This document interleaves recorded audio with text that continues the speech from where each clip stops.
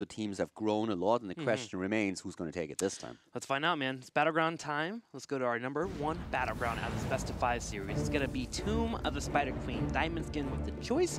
First pick going over to Leftovers. For bans today, Dragonshire and Sky Temple will not be played in this Best of 5. If Diamond Skin wins the series today, I have to ask them, what is this obsession with Tomb? They have taken Tomb 6 times. This is number 7. And their track record on Tomb is 8 losses and not a single win. They keep coming back. They just want the pain. They keep coming back to Tomb, and every time they play on Tomb, they just get beaten into the ground. I have a really rough time understanding I have a savage comment, but I feel like I shouldn't say it. Go. Should I? Yes, go. It's the last day of casting. That's why you can do it now. Maybe they're going to stay in their Tomb of being in the bottom of the standings by going to Tomb of the Spider Queen. That's not even savage. That's a little just savage.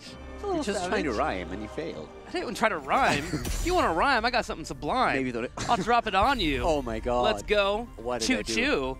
Hey girl, what up? I got that flow because I got a big toe. I'm done. I apologize to our audience for that. I didn't know what I was triggering here, and I am sorry that you had to hear that. So something to know is that we've had a lot of murky Also, lately. your toe is not that big. It's not that big.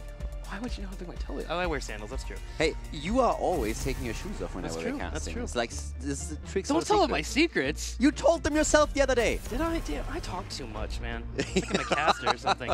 Now, if you're in a Garrosh coming in there, something to know is the last 24 hours have been interesting for HGC. We've had Murky in North America. We also had Murky in Korea. Yep, we definitely did. I mean, in North America, there were a couple of really odd picks. We had a Cho'Gall game against the Gazelle and Probius composition. There was nothing really on the line in the series that was played, so both of the teams putting in on a bit of a show for the audience, which was pretty cool. But here in the series, not much on the line, but still for both of the teams, it's still about the Crucible, still about gathering information, and of course trying to get into that flow here, trying to learn a bit more. Leftovers have been talking about that from day one, that they need to practice, they need to learn, they need to experience the actual environment of HGC so that they are prepared for games later on. And when we're looking at the draft here, we start things off with a ban again on Garrosh. Diamond Skin, of course, they have excelled with Garrosh play, very similar to what we have seen from Team Liquid with Sport Billy. Roba is in a perfect form when it comes to his Garrosh play. Stukov being taken early, and so is Phoenix. Immediate insta-lock on the side of Diamond Skin. Yeah, which makes me wonder if we're going to get one of those strong tanks here for a second pickup. No, it's going to be that Medivh coming out for them.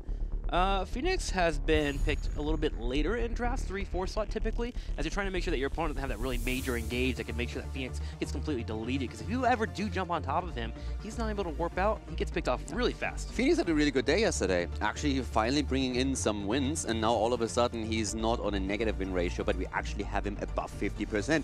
He's currently sitting at a 56% win ratio, was played 16 times and won 9 out of these 16 games. So slowly and steadily, Phoenix is getting some numbers in.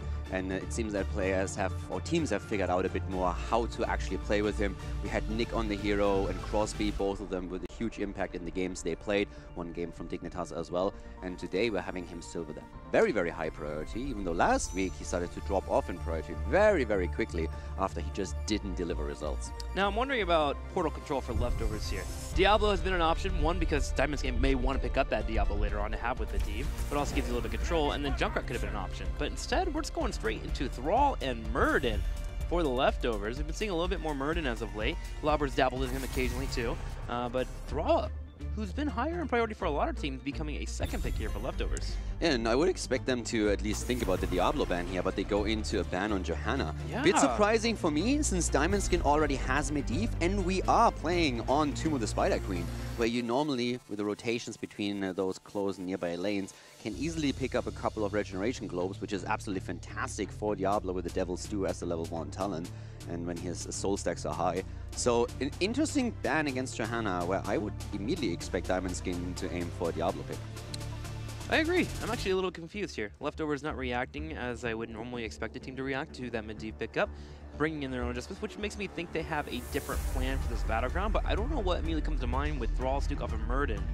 Yeah, I also was wondering a bit about the Johanna ban, because my first instinct was really to say, okay, maybe I've missed something with the statistics, maybe there's like a real abysmal win rate on the side of Diamond Skin with Diablo, but they excel with Johanna.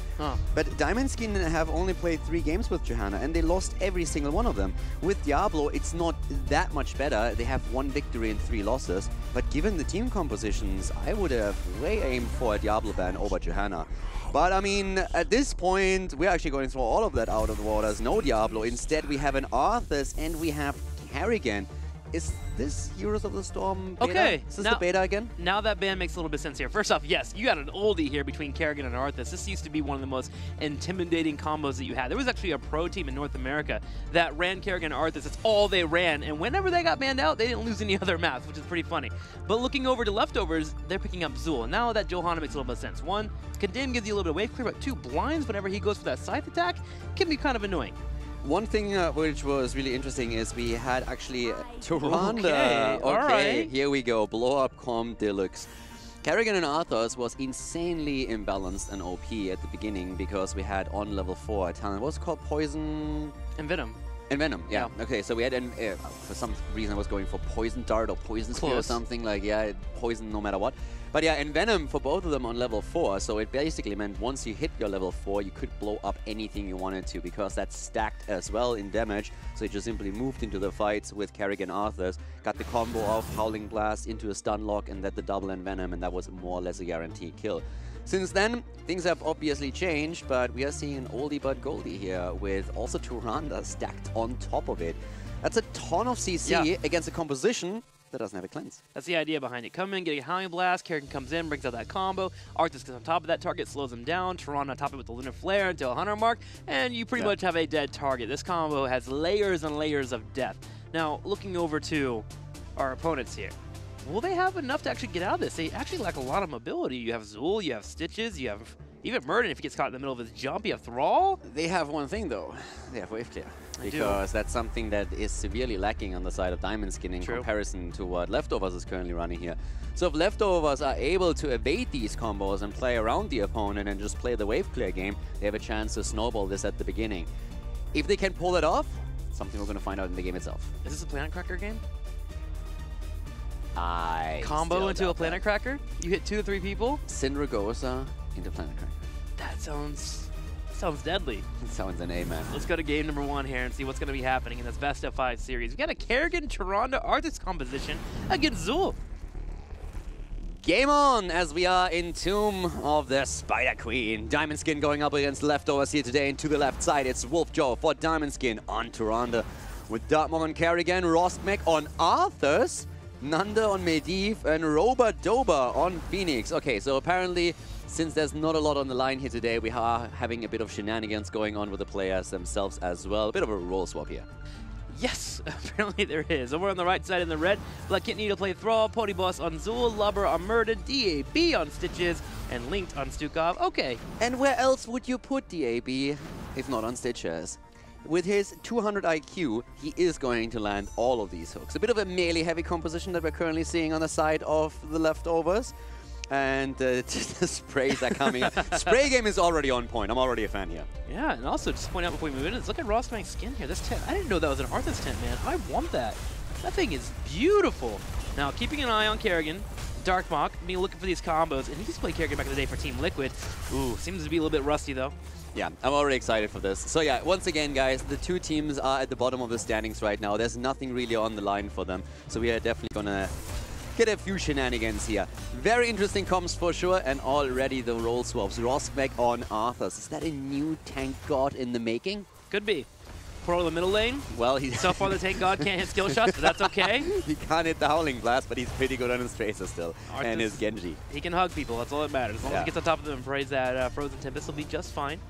And the constant rotations continue here, as we'll watch out for these Medivh portals, looking for targets to pick up. Leftovers with their pretty solid wave clear, however, are doing pretty well in terms of keeping up with Diamond Skin. Yeah, Robert Dober at that bot lane, for once, doesn't have to be on the front line on the tank. He's on the ranged damage dealer, trying to get a bit of action going here, but Lauber is jumping in, and here comes the Stormbolt. Bit too late. Lauber, our boy here, missing the ball to stop the warp. And in the meantime, we have Nande getting hooked. DAB.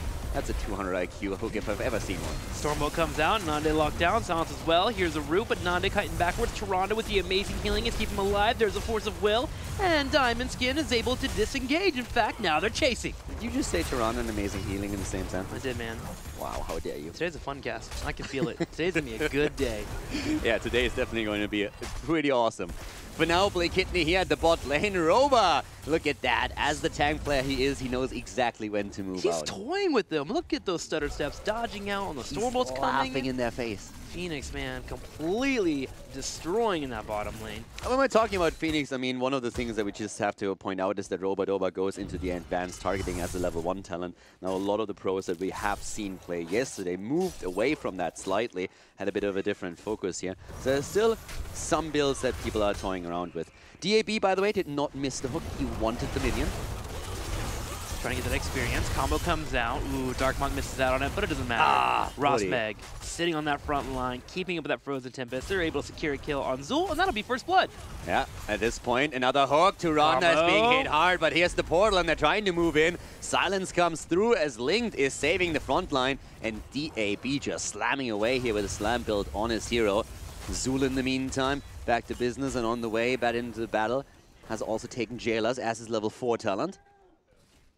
Looking to lock down some of the skeletons later on. I was watching Dark Monk there looking for the combo, but Linked landing that perfect silence, making sure that he couldn't follow it up.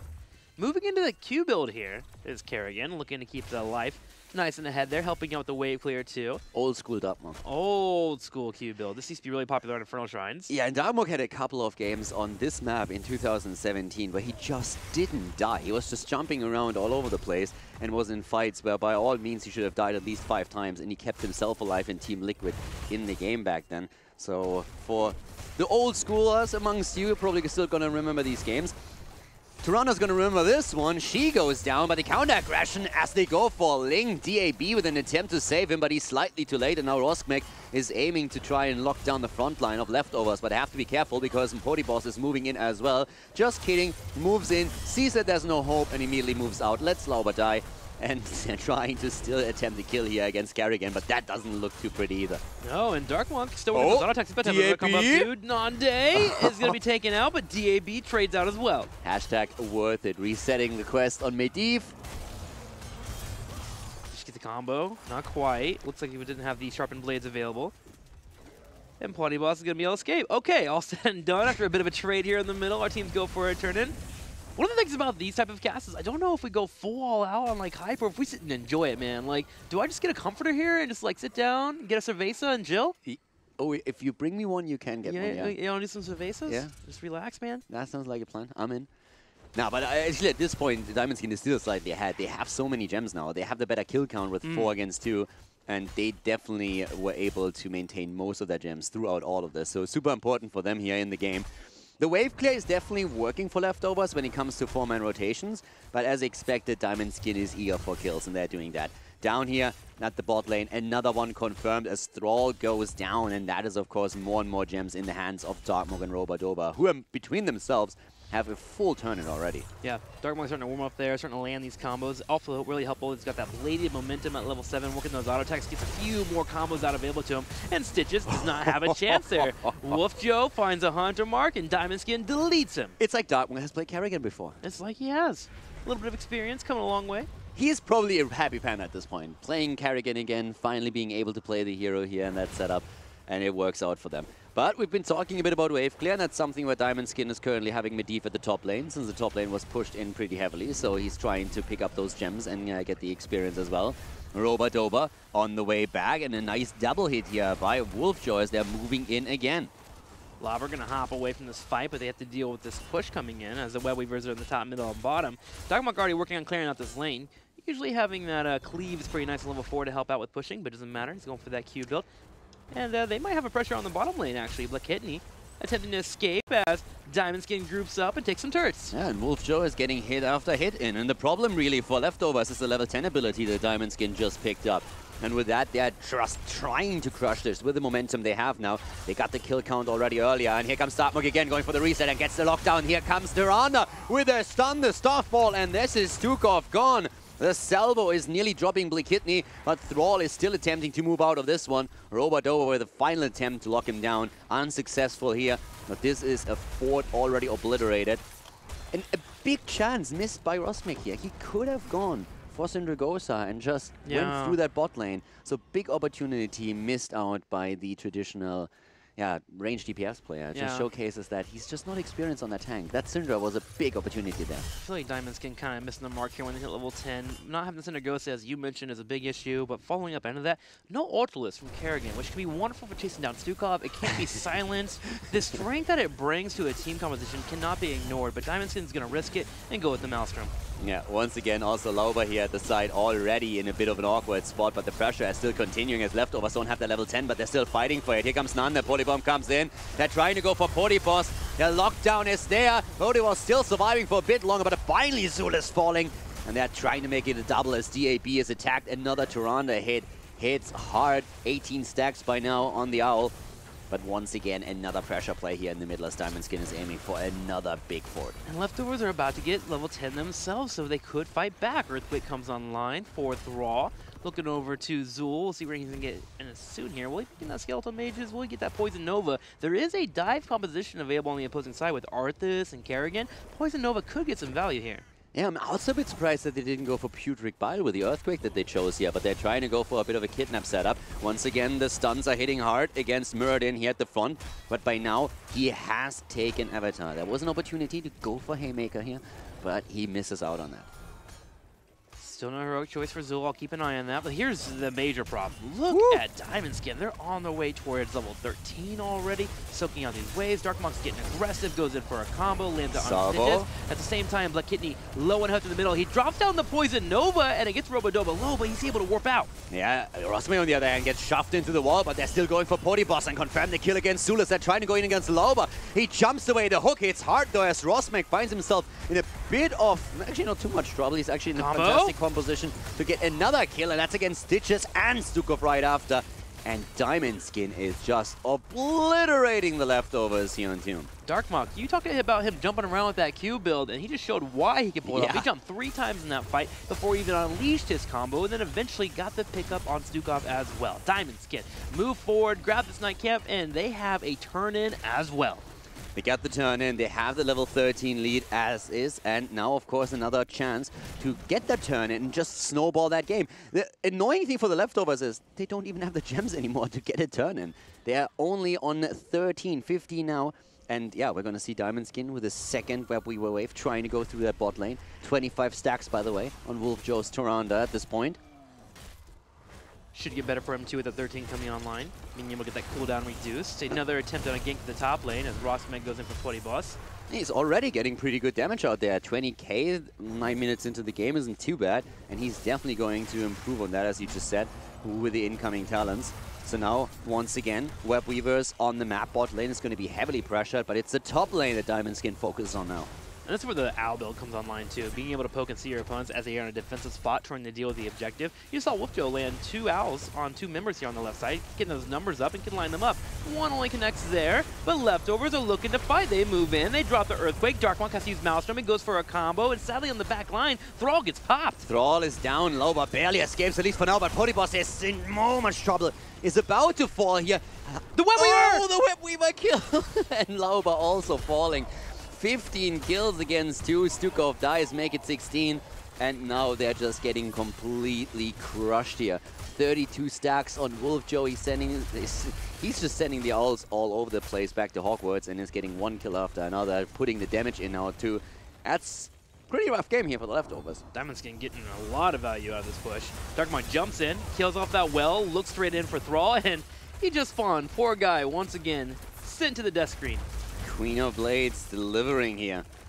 Leftovers still on the move to the bot lane. There's another couple of victims that they just found to take down Stitches. And they're trying to go for Polyboss again. And there's no Zul alive anymore. The only good thing for Leftovers is that they are so far behind experience that their death timers are insanely small. That's great for them because they can just feed a little bit more often into the composition of their opponent. Part of me wants Kerrigan to be meta again because Darkmonk is just showing what you can pull off with this character.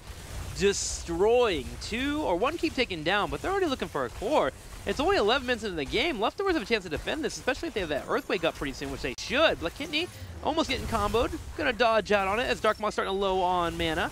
And the rest of Diamond Skin are going to start to disengage as Salvo pops out.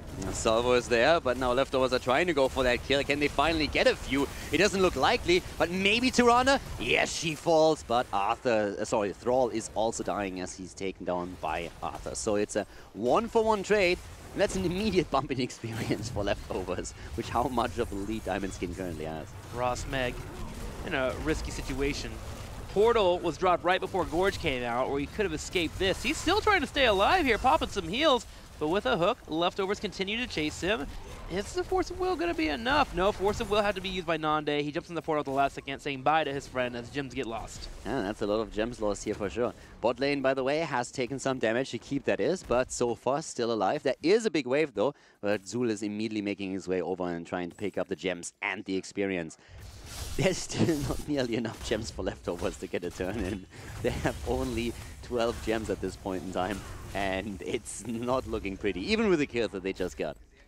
16 turn in of the original 50. Their first turn in is their first goal, but they might not even get it until about 14, 15 minutes in this game as they have to clear out those lanes. Diamond Skin still having a 3-level lead despite losing some members in that last fight. A Root comes out though as Stukov comes in, but Darkmock saves it. He gets a 3-man combo. He gets gorged by DAB, but he's going to pop out and drop some Qs. It's the Darkmock show, and here we go. Another kill against Ditcher as Tirana going in. Blakitney also about to fall here.